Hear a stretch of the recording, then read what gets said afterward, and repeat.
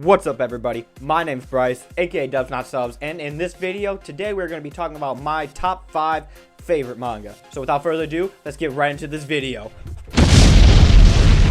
Alright, first off, I want to cover a couple things before we end up going into the top 5. First off, I'm only going to be covering manga that I've read because otherwise it wouldn't be my top 5 favorite. And also I want to give a shout out to 2 very good series that are honorable mentions that didn't make my top 5, but I just think are very good and are close to breaking my top 5. And first off is that one right here, Alive. It's only available digitally. These are just out of print, but this story is a great action shonen series. It's very good. And the other one I want to cover is Golden Kamuy, which is arguably one of the best shonens out seinens out right now. I just want to, for both of these, it's just because I haven't read enough of them yet, so I want to see more where they go. But extremely good series, great series. Check them out if you haven't. So without further ado, let's get into our top 5. Alright, for number 5, we have Dimension W. It's a story about Mambuchi and Mira traveling around in the future collecting illegal coils, and Mira, who is a creation of the original discoverer of this extra energy called Dimension W, as the name of the series goes. She gets made and something happens where the doctor, I believe his name's Yurizaki, I believe his name is, he ends up dying, disappearing, something happens, and he has this plan for Mira to carry out. So we go through this journey of Mira trying to figure out what her purpose of being created was, with Mambuchi, who hated coils his whole life, but ends up slowly coming to like Mira over and over again after all the encounters they have been through. But yeah, this story has 1 volume left before it finishes in English. It's currently finished in the overseas, so we're just waiting for volume 16. It's 16 long, but this story is so good. It's a sci-fi, and there's not a lot of pure sci-fis that have come out in anime or in manga, just because I don't think it's as popular as it is here over in America. But yes, I love my sci-fi. This story is great action, great characters. Everything about this is just so enjoyable. It sucks you into this world that really feels like it's the future, and all this, and the chaos that becomes inevitable, and you get to see all the stuff that they have to go through, and what Dimension W, and what the cause or what the price of having this new energy source and seemingly unlimited energy source can pay back on, and you reap what you sow, kind of a thing. But anyway, that's Dimension W. So let's go on to number 4. Alright, at number 4, we have My Hero Academia. I have to put this on here because without the actual anime, I know this is a manga. I do have all the manga, so I have read all this, but without the actual My Hero Academia anime, I wouldn't have gotten into manga and all this. But the manga itself is extremely well done, great art. You guys all probably know the My Hero Academia storyline about Midoriya aiming to become the world's #1 hero. Great heroine, yeah, Arakawa. And great sidekicks, side characters. Everything about this series is just so well done, and just the dedication. It's so accessible for people trying to get into manga and anime, just because it relates a lot to American superheroes and everything about America and stuff. And even like the stuff like when he does shoes and fashion, because he's a fan of like streetwear and stuff like that. Horikoshi is, and it's just so cool to see that, because I am a fan of streetwear myself, so it's super cool to watch this. The fight scenes are awesome, the art is great, storyline is amazing so far. I'm not reading the actual chapter by chapter, I'm collecting the book, so I don't know what's past. I believe 20 is what came out, either 19 or 20 came out, so I just finished what's his name, Mr. Guy? No, what? Gentleman. I don't know why I couldn't remember. For some reason I was thinking of Captain Celebrity from My Hero Academia Vigilantes, which is another great series, but that's not what it's about. But yeah, My Hero Academia, great series. It's amazing. It's one of my personal favorites. It's my favorite anime outside, but manga, it's only number 4. And so let's get on to number 3. Alright, for number 3, we have Grand Blue Dreaming. Now, Grand Blue Dreaming is a story of Iori, who graduated from an all-boys high school, who moves to a seaside town to a scuba shop, to work at a scuba shop that his uncle owns, so he can go to college right there too. But this story is a coming-of-age story, and just there's so much laughs. It's such a great comedy, but it still maintains this aspect of life lessons and learning about the smaller moments and the friends around you, and how college or any event in your life can really just make so many memories, happy memories, even when they don't seem good in that moment, like all the times when Iori ends up partying, ends up naked, all these crazy things. But you could tell later in his life that he's going to look back on this as super fond, and just all the characters are super funny, they're interesting. Like the girl who thinks Iori's gay for his friend and everything. It's so funny. It just, every time it comes out, it just, you can't stop. I have to read it right away the second it comes out, and it sucks because it takes so long for another one, another book of it to come out. But yeah, Grand Blue Dreaming, it just makes you happy. It's one of those stories where you can sit down and feel good, and which I really like because you don't have to worry about a lot of stories target like when they go with the emotions. This one goes for more of the comedy, happy aspect. A lot of them, you know, drama, the sadness and anger, whatever. This one's just pure happiness and then good feelings for this whole thing, and that's what I love about it. And it shows the love of the sea, which is something I really admire. I love the ocean and stuff, so seeing this scuba group and this guy who's facing his fear because he doesn't know how to swim, scuba dive and slowly learn how awesome the ocean is, and just really is a good thing to show me personally, just because I really related to trying to face your fears and being scared of something and not wanting to do it, because I have a lot of fears, but I'm not going to go into that. But yeah, like, personally, heights, I would do that. I've been on a roller coaster before. Like, facing that fear of going on a roller coaster and being afraid of heights was just one of the most terrifying things to me.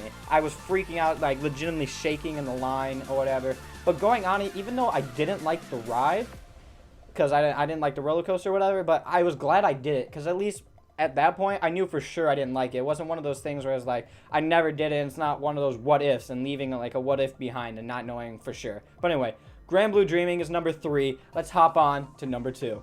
Alright, for number 2, we have Arakawa Under the Bridge.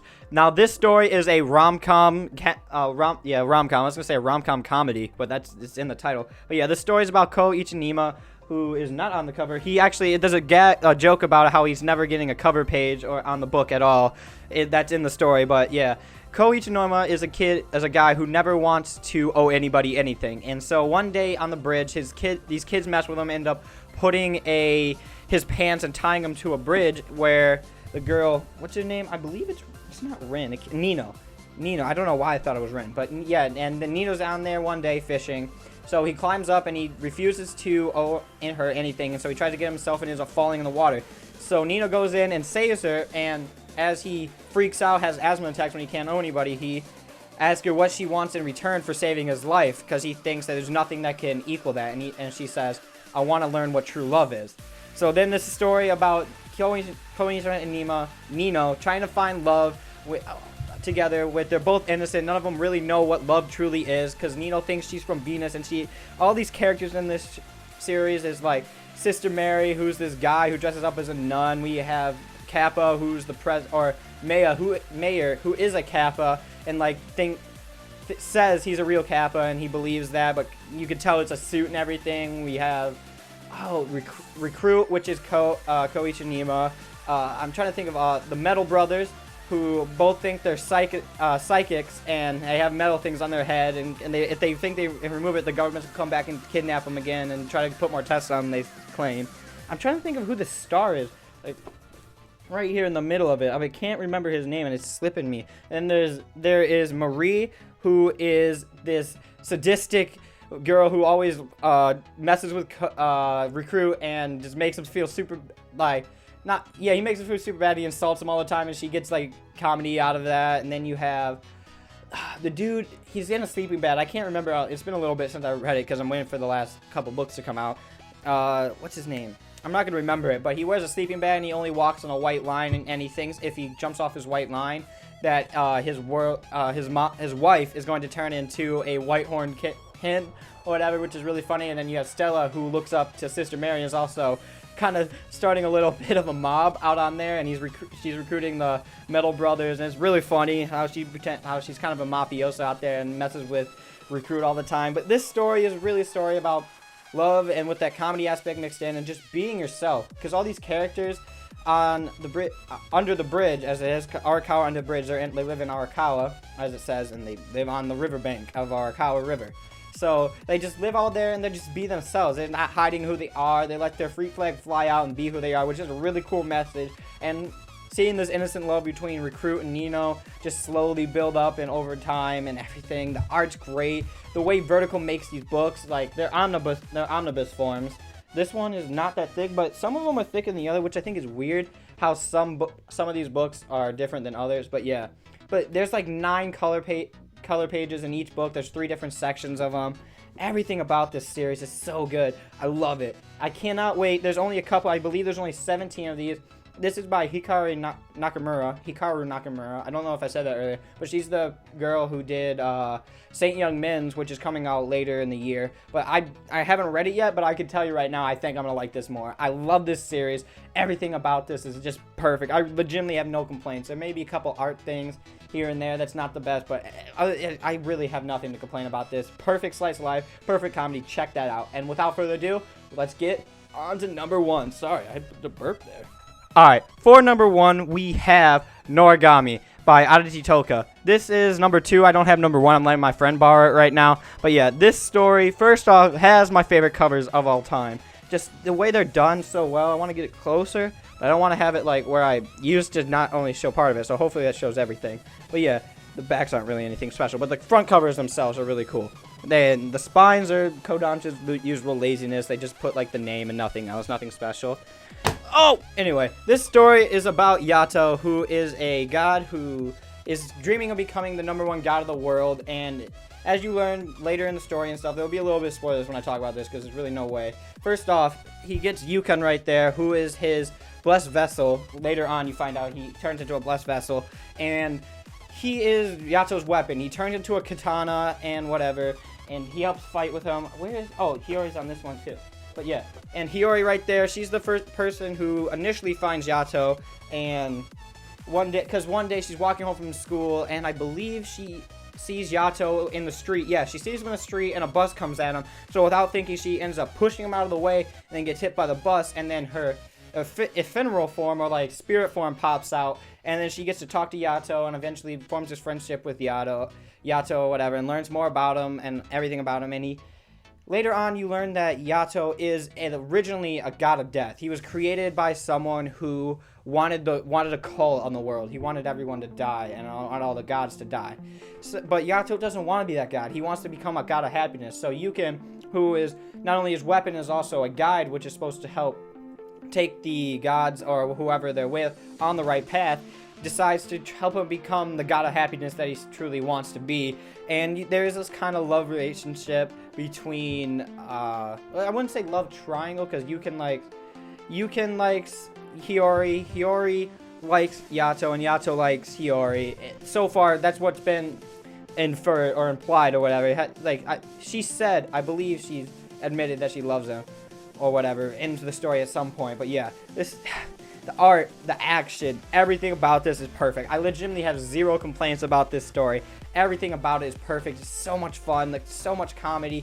The serious aspect, the fights mean so much, have so much impact on what you're watching if you let yourself get sucked into the story. The characters, the other gods, learning about how gods don't make mistakes, but you see all the they say they don't. Gods only can make good decisions, but you see as they go out that they're really not making perfect decisions all the time, or whatever, in our eyes or whatever, but they always say that the gods can't make a wrong choice, but in reality they do, and it's kind of this hypocritical statement they go through or whatever. But yeah, this story is amazing. It's got a lot of Japanese folklore in it, so but at the same time, you don't really need to know all that stuff because it explains it well enough, or if it's shown, it's nothing like you're like, what is that or whatever, because when it shows like Kofuku, who is the god of misfortune or whatever, who is Yato's best friend and everything, she, when you first enter, I'm like, I don't know who Kofuku is or whatever, but then it explains it, and you're like, alright, okay, I get it. And when Bishamon, which is one of the gods of war, one of the 7 god warriors in Japan, you learn all about this Japanese folklore, which I think is super cool, that's based on, actual Japanese folklores and gods and stuff.